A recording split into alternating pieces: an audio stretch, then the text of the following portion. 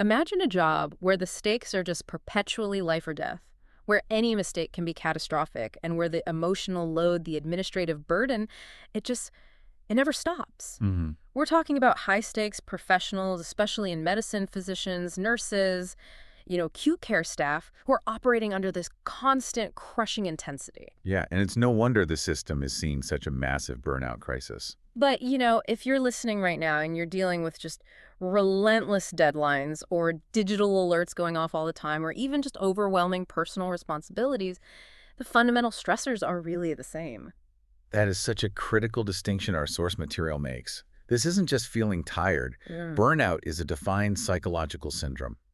And it's marked by three things. Okay. Profound emotional exhaustion, a cynical detachment, which researchers call depersonalization, Uh, and a reduced sense of personal accomplishment. and when you have high-level professionals feeling like they've achieved nothing, Mhm. even though they're saving lives every day, that's a systemic failure. It sounds completely exhausting. But our sources, they suggest something a bit counterintuitive, right? That the path out might actually involve a surprisingly potent and almost deceptively simple practice. It does.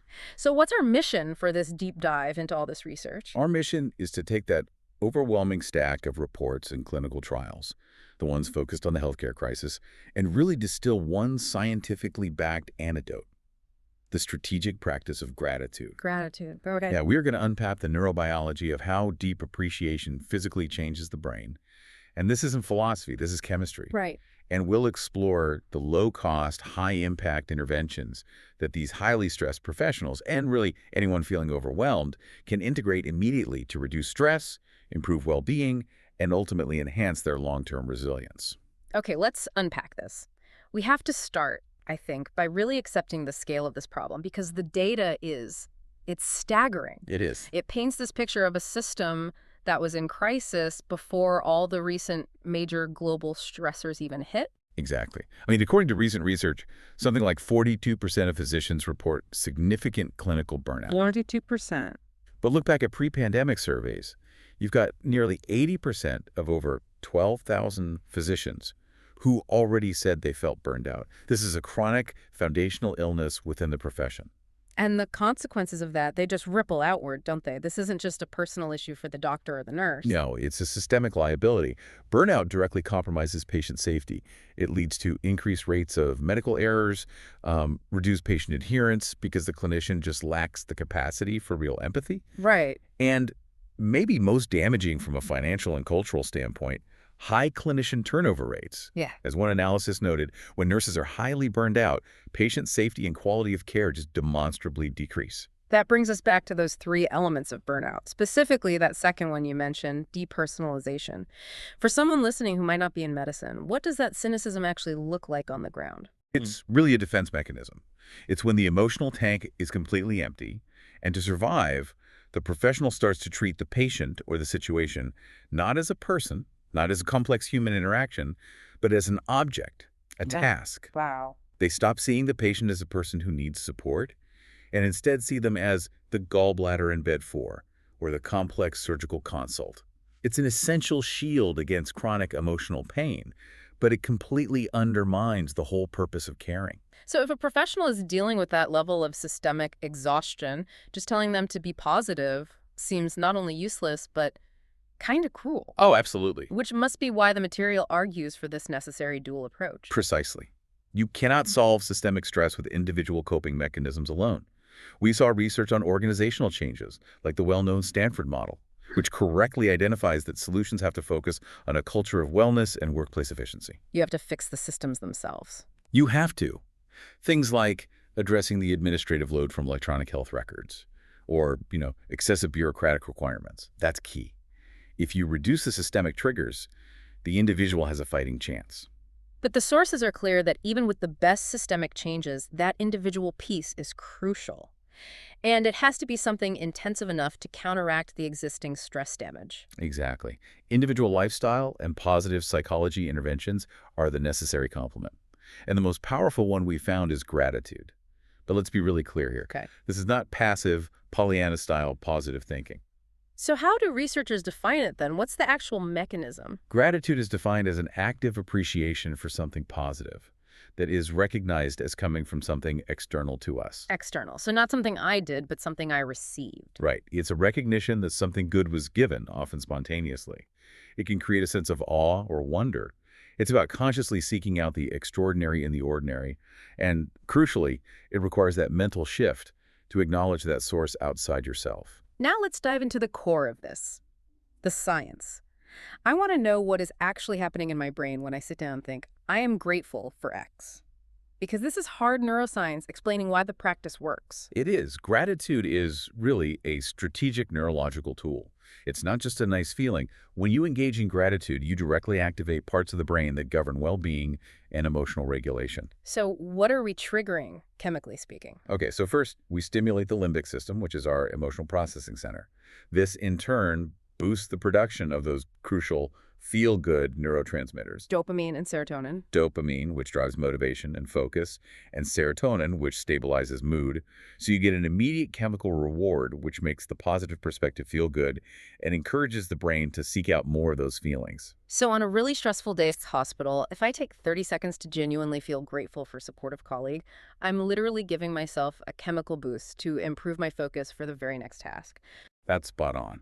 And on the flip side, it also acts as a mental break for stress.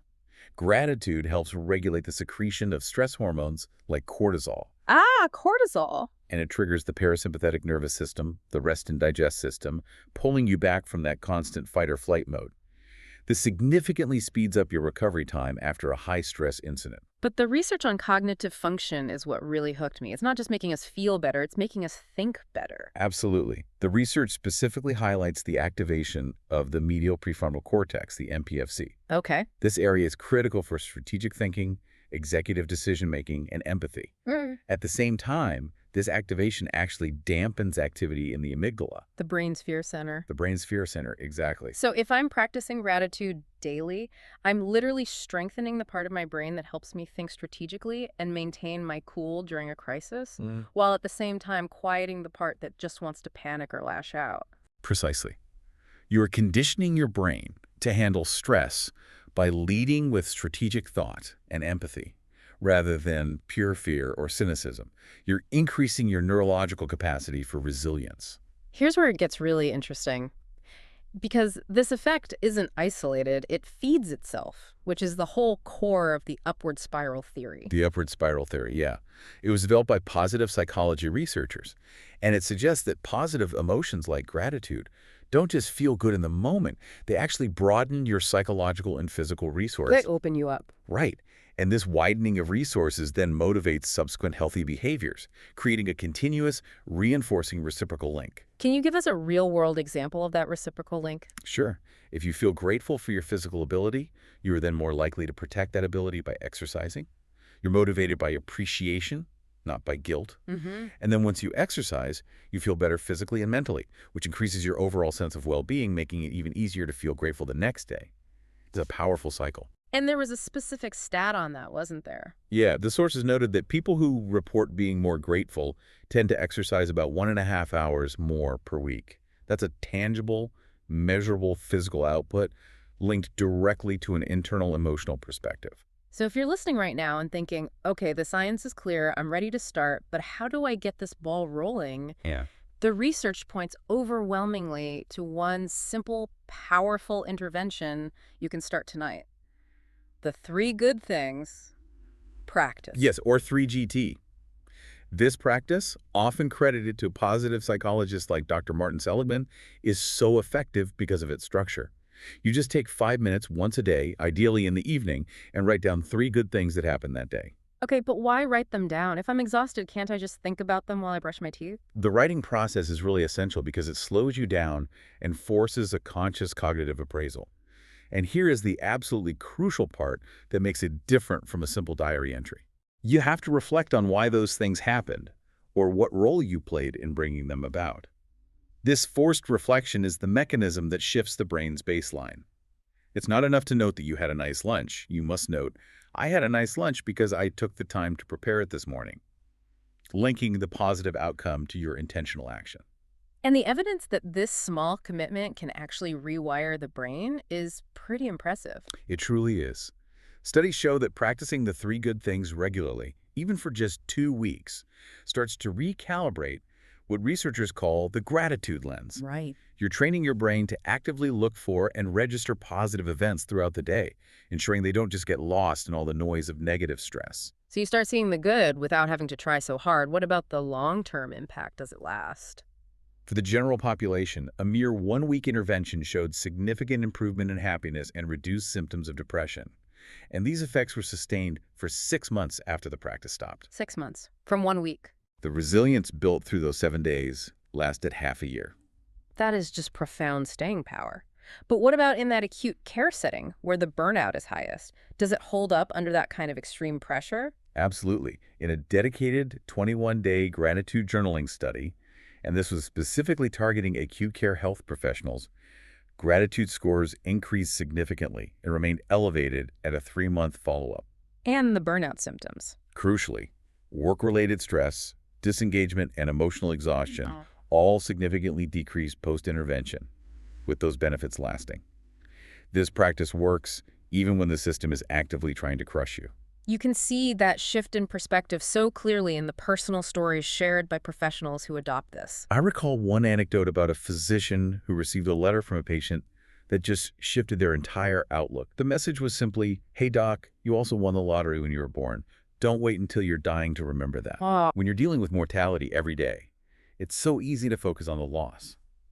That simple recognition that even being present in this high-stakes job is a privilege, it just breaks that cycle of entitlement and stress. And there was another example that highlighted the power of finding gratitude in genuinely tough circumstances. Yes, the caregiver who was facing debilitating stress and panic attacks while caring for a spouse with dementia. They found relief not in major life changes, but in noting these simple micro-gratitudes, Like what? like finding a pair of jeans that fit, or being grateful for an hour of quiet sleep. These aren't grand feats. They are the intentional recognition of small gifts that are just vital for maintaining equilibrium when everything else feels like chaos. So moving forward, it's vital to recognize why this shift requires so much intentionality. I mean, from an evolutionary perspective, humans are wired for survival. We are designed to scan the horizon constantly for threat and deficit. It's a survival instinct. It is. We have to consciously and really aggressively train the brain otherwise. Gratitude has to transition from a passive, occasional activity to an active discipline, a constant state of being. Which brings us to advanced strategies, ways to integrate gratitude so it becomes more of a default setting rather than a 5-minute journal entry. Let's start with linguistic reframing. This is one of the quickest, most powerful mental shifts you can make. The I get to versus I have to shift. Okay. So instead of thinking I have to chart these notes or I have to do rounds on 15 patients, you consciously shift that language to I get to use my expertise to document critical patient progress, or I get to check in on 15 patients whose lives I am helping to improve. And that cognitive reappraisal must make a huge difference in how the task itself is processed by the brain. It does. When you frame something as an obligation, I have to, the brain perceives it as a burden or a threat, which activates stress responses. When you frame it as an opportunity or a privilege, I get to, it activates the reward centers and increases motivation. It reduces that activation of the fear center we talked about earlier. I love the idea of leveraging existing daily habits through habit stacking. This seems especially relevant for busy professionals. It's highly efficient. You take a repetitive, non-optional task in medicine that's constant hand washing or maybe sterilizing equipment, and you transform those moments into a mindfulness ritual. So while you're washing your hands, As you wash your hands, you use that brief pause to think of 3 specific gratitudes. I'm grateful for clean running water. I am grateful my hands are healthy enough to perform this delicate procedure. I am grateful for the chance to work another day. It ensures the brain receives multiple micro doses of these positive chemicals throughout the entire shift. we also found some fascinating temporal practices using perspective to dramatically boost appreciation. Yes, the last time meditation encourages this radical presence. It means viewing the current activity, whether it's just walking to your car or hugging a family member, as if it were the last time you'd ever do it. That immediately heightens the appreciation, doesn't it? Instantly. Huh. And then there's the life of your dream meditation, which encourages comparison, not in a toxic way, but simply reminding yourself that the life we currently lead, with all its stressors, is literally the dream life of billions of people globally who lack health or stability or safety. And we can't forget the simple act of just Savoring the good stuff. Savoring is deliberately extending the duration and the intensity of positive micro-wins. Instead of just moving on immediately when a patient smiles in recovery or when you get a genuinely constructive piece of feedback from a colleague, you just stop. Pause? You pause. You mentally store the details, the sights, the sounds, the feeling. You maximize the emotional benefit, allowing that moment of joy to linger and reinforce those positive neural pathways. And while these individual practices are powerful, the sources insist that organizations have to play a role too. Recognition is crucial, but it has to be done right. Oh, vague praise doesn't cut it. For organizational support to be effective, recognition must be specific and timely, ideally delivered within 24 to 48 hours of the act. And linked to values. And it has to be clearly linked to core organizational values. Instead of just, good job today, they need to say, the way you handle that difficult patient's family, exhibiting incredible patience, is a prime example of our institutional value of patient advocacy. That links the action to a deeper meaning. And there's one simple organizational change that costs absolutely nothing. Integrating appreciation into routine team meetings. That's the gratitude huddle. Just start team huddles by asking staff to share one good thing that happened in the last 24 hours, or to publicly recognize a peer's contribution. This activates the social reward circuitry, fosters a culture of mutual support, and proactively fights the cynicism of depersonalization before the day even really begins. Before we summarize, we have to share one really counterintuitive finding for you, the learner. The research suggests that gratitude interventions are actually most effective for individuals who are currently struggling the most. So the more cynical you are, the better it works. In a way, yes. Specifically for those who score high in past negative perspectives. So if you naturally tend toward resentment or cynicism, or you struggle daily to find the positive, the good news is that you stand to benefit the most from starting a gratitude practice. It provides this strong, powerful compensatory effect by reducing your negative affect and anxiety. So what does this all mean? It means resilience, particularly in these high-stress environments. It requires a dual approach. You need organizations that are committed to fixing systemic issues. But success is ultimately found in the intensive, intentional individual practices like daily gratitude journaling, reframing, and habit stacking. We move from just hoping we feel better to actively rewiring our brains for resilience. This deep dive really shows us that gratitude isn't some soft philosophy or passive optimism. It is a neurological tool that strengthens your prefrontal cortex, builds lasting resilience, and chemically reduces anxiety. Right. It contributes to better sleep, overall physical health, and it's surprisingly effective even for those of us who might be naturally cynical. And tying back to that shift in temporal perspective we mentioned, the sources talk about the Stoic philosophy that reflecting on death actually helps enhance joy and happiness. They cite an example of a culture that intentionally meditates on the concept of death 5 times a day. So if acknowledging the finite nature of life is one powerful route to appreciation, consider this. How might intentionally focusing your daily gratitude practice not just on the good things you have today, but on what you nearly lost? Be it a relationship you repaired, a professional opportunity that almost slipped away, or a moment of health you nearly took for granted, how might that amplify your appreciation for the absolute preciousness of this present moment? A profound question to take with you. If you take away one single thing from today, make it the 3 Good Things Challenge. Tonight, take 5 minutes, write down 3 good things, and most importantly, think about why they happened. That small investment can fundamentally rewire your outlook.